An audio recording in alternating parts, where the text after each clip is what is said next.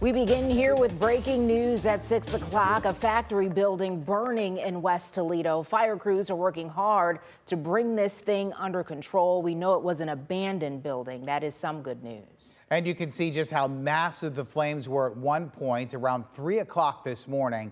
Now, we know the building had some renovations done, so we want to get to our Amy Steigerwald, who's been live on the scene. And Amy, we are learning this could be a very long day for firefighters.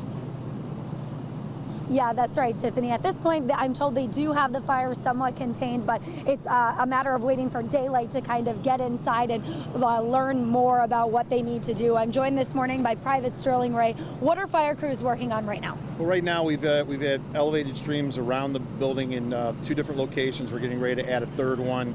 The fire has broke through the roof, and we're containing it through those openings. We do not have any firefighters inside. Again, it's a very large commercial structure. There is storage in there. We've talked to the owner. He's given us a little bit of idea what's in there. He's been very helpful through this process. But right now we're kind of waiting for daylight. We do have it somewhat contained. It's not moving as it was within the last hour. So we're trying to keep it contained at this point, and then we'll keep evaluating and change the plan as needed. And, you know, this started around 3 o'clock when you got here, obviously, very active scene. Walk me through, explain for us why firefighters actually can't make their way to the heart of the building.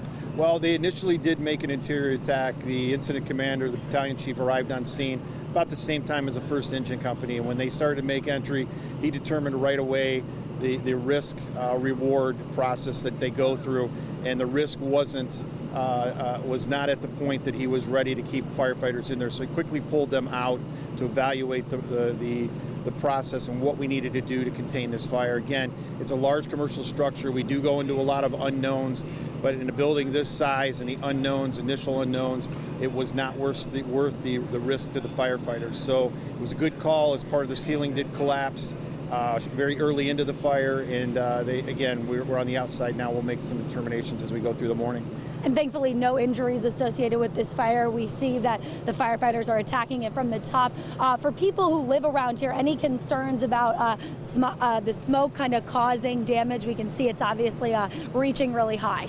Yeah, it's going away from the neighborhoods right now. If that changes, obviously our thought process of the neighborhoods will change. At this point, there's no evacuation, but as always, if somebody is in an area, they're smelling it, some of these houses down the street are pretty close, and they need to evacuate, we'll help them with that. But at this point, there's no plans for any evacuation. Thank you so much for joining us. And like I said, lots of concern here in this neighborhood. Just if you are waking up, be aware. No concerns as far as the smoke, but multiple streets are closed down because of this fire at this time. Our Stephen Jackson will tell you how to get around it this morning. Stephen. Thanks so much, Amy. A lot of work for those firefighters out there this morning. So let's pinpoint what we're looking at so far this morning. Over on Berdan, this is Berdan right at Martha. That's where we're seeing that building fire. So the road is closed this morning. Here's a detour for you. You can take Haverhill over to Phillips to Sylvania, Sylvania's to Willis Parkway to get around it.